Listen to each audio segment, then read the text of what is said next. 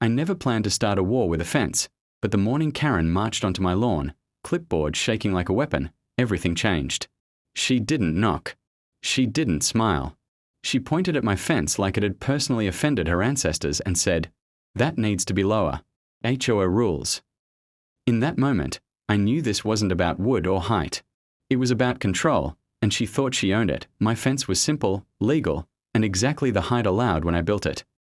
It gave my family privacy from the constant eyes of the neighborhood patrol, especially Karen, who treated binoculars like a hobby. Still, she stood there listing imaginary violations, quoting rules she clearly misunderstood, and threatening fines with theatrical enthusiasm. Neighbors peeked through curtains. Phones appeared. Karen loved an audience. I tried reasoning first. I showed her the approval papers. I explained the measurements. I even apologized for the inconvenience she invented.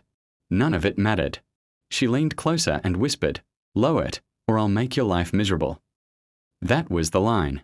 Not loud, not dramatic, but sharp enough to cut. That night, I reread every HOA bylaw, amendment, and footnote like my sanity depended on it.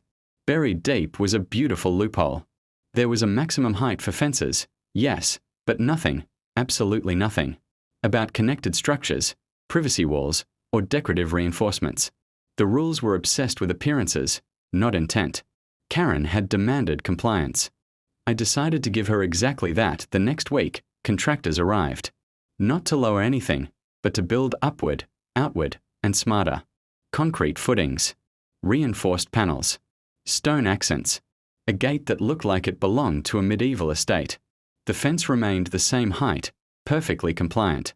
Everything attached to it, however, was something else entirely. When Karen saw the plans, her face drained of color.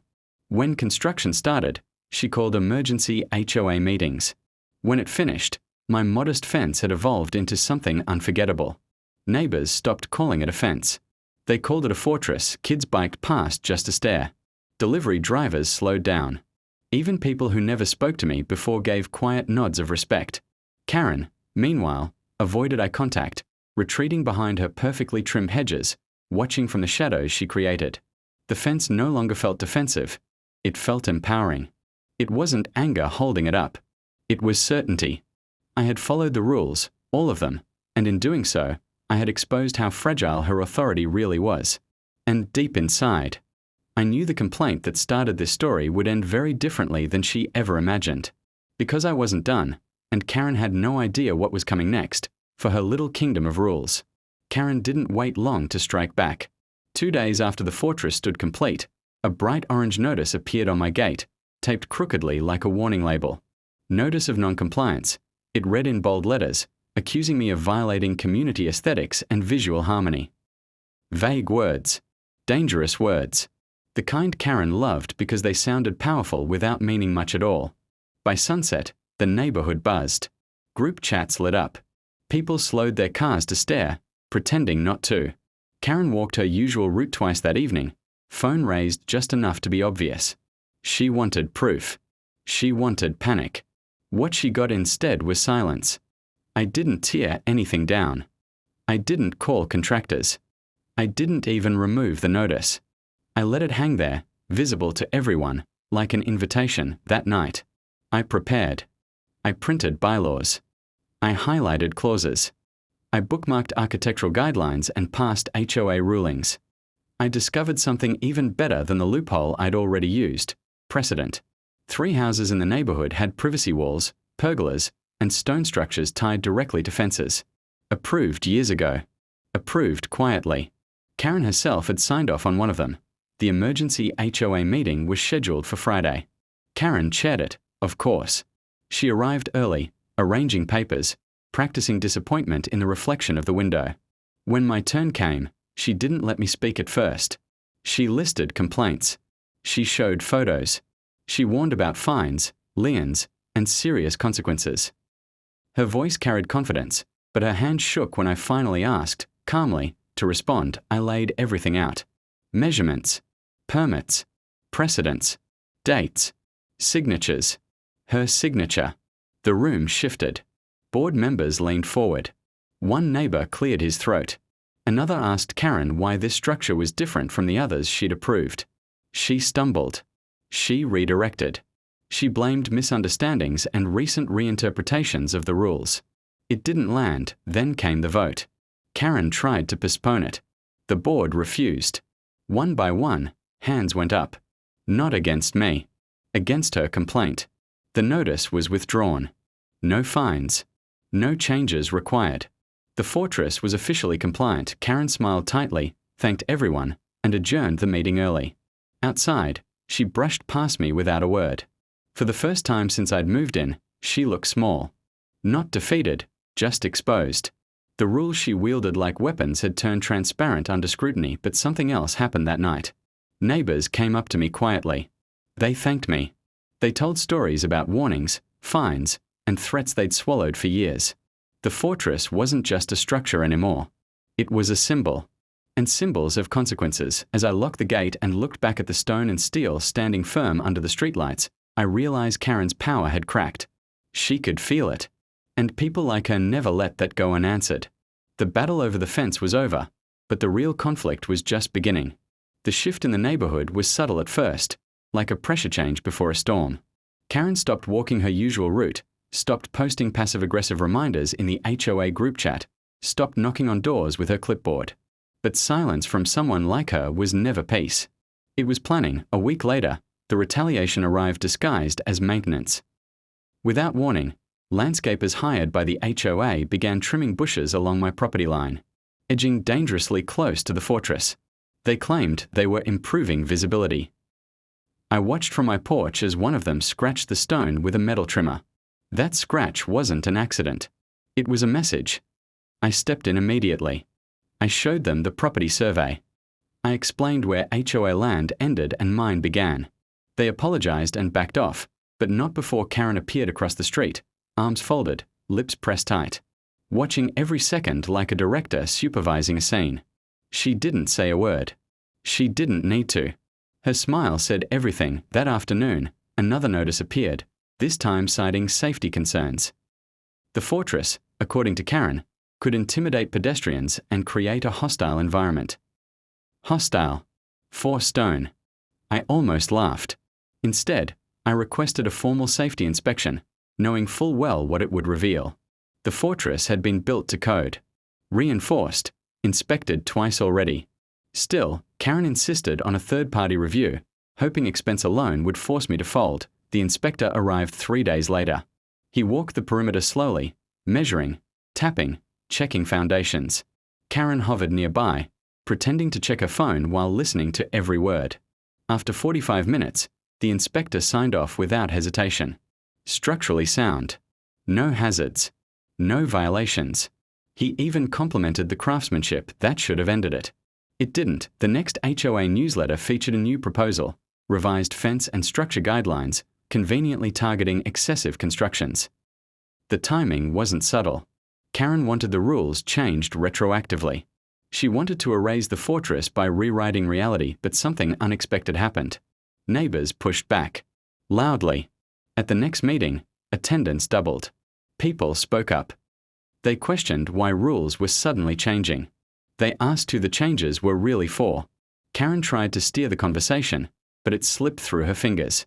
Once people realize they've been controlled, they don't enjoy the feeling. The proposal was tabled. Not rejected, but stalled. Karen's voice no longer dominated the room. She noticed. I noticed too. That night, I stood inside the fortress, running my hand along the stone where the scratch had been. I realized this wasn't about defending my property anymore. It was about balance. About showing that authority without fairness collapses under its own weight. Karen had played her cards. Now the table was watching her. And she hated that more than any fence ever built. The calm didn't last. Karen's next move came wrapped in friendliness, which somehow made it more unsettling. One afternoon, she appeared at my gate with a smile stretched too wide to be real. She complimented the craftsmanship, called the fortress impressive, then casually suggested a compromise. If I agreed to remove a section facing her house, she'd help smooth things over with the board. I almost admired the attempt. It was quieter, subtler, and designed to look reasonable. I told her I'd think about it.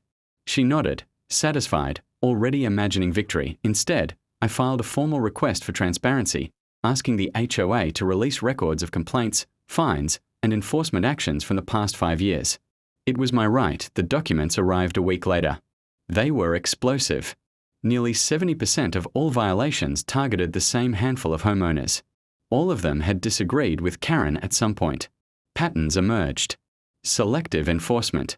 Ignored complaints against her friends. Aggressive fines against anyone who challenged her.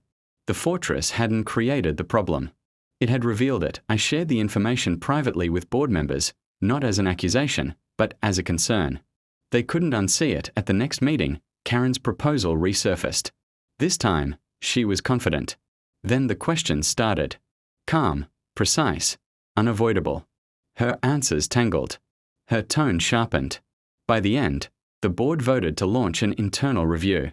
Karen's authority was temporarily suspended pending results. She stared at the table, stunned. The fortress stood unchanged, but its shadow stretched farther than stone. Walking home, I felt no triumph, only clarity. Power survives on silence. Once people speak, it crumbles. Karen had demanded I lower my fence. Instead, she'd lowered her own position, and the story still wasn't over. Because investigations create pressure, and pressure forces choices. Karen now faced scrutiny, something she had weaponized against others for years. Neighbors watched. The board listened. The fortress lights came on at dusk, warm and steady. It felt less like defiance and more like a line drawn. Whatever came next, it wouldn't be quiet. Karen would either accept accountability or burn everything down trying to escape it. History suggested she wouldn't go peacefully. And that meant the final chapter was approaching. Whether she liked it or not, the fortress waited, silent and unyielding, as the neighborhood held its breath. Change was inevitable, and consequences were coming. Everyone could feel it, especially Karen. The rules she loved so much were about to test her, because when fairness finally arrives, it doesn't ask permission. It knocks hard, and it never leaves quietly. The fortress stood ready. And so did I. What happened next would decide everything. For her. For the HOA. For all of us, it was inevitable. Unavoidable. Final. The investigation concluded faster than anyone expected. And when it did, the neighborhood felt different, like the air after a long storm finally breaks. The HOA sent out a formal notice calling for a special meeting. No agenda details. No explanations. Just a date and time. Everyone knew what it meant. Karen arrived late, something she'd never done before. Her posture was stiff, her confidence carefully assembled but poorly supported. When the board president spoke, the room went silent. The findings were read plainly, without drama. Selective enforcement. Abuse of authority. Failure to disclose conflicts of interest. It wasn't emotional. It was factual. That made it worse. Karen tried to interrupt. She claimed misunderstandings, personal attacks, jealousy. None of it worked. The evidence spoke louder than she ever had. Emails. Approval records. Patterns too obvious to ignore. When the vote came, it wasn't close. Karen was removed from her position, effective immediately. No applause followed. Just a collective exhale. In the weeks that followed, fines were reversed. Old complaints were dismissed. New board members were elected. People who had never wanted power but stepped forward because someone had to. The HOA didn't disappear. It changed. Slowly. Unevenly. But genuinely. Karen put her house up for sale 2 months later. The sign went up quietly. No announcement. No farewell. One morning, her curtains were gone, her driveway empty. She left the neighborhood the same way she'd lost control of it. Without ceremony, the fortress never came down. Instead, it became ordinary. Kids stopped staring. Delivery drivers stopped slowing. It blended into the rhythm of daily life, doing what it was always meant to do: stand firm, provide privacy, mark a boundary. Sometimes neighbors still bring it up. They joke about it. They say it started a revolution. I don't correct them. I don't exaggerate either. All I did was read the rules and refuse to be intimidated. That's the part people miss. This was never about revenge. It was about dignity. About knowing where you stand and refusing to be pushed backward. Karen demanded I lower my fence. Instead, I raised expectations. I raised awareness. I raised the standard for how power should be used. The fortress didn't defeat her. Accountability did, and every time I close the gate behind me, I'm reminded of something simple and important. When someone tries to control you with rules, learn them better than they ever did, because sometimes The strongest walls aren't built to keep others out, they're built to remind you of who you are. Can you believe how bold Karen got? Flushed face, if you loved watching her plans backfire, make sure to hit that like button. Don't forget to subscribe for more wild HOA revenge stories, and comment below what you would do if someone tried to boss you around like that. Your reaction might even inspire the next video.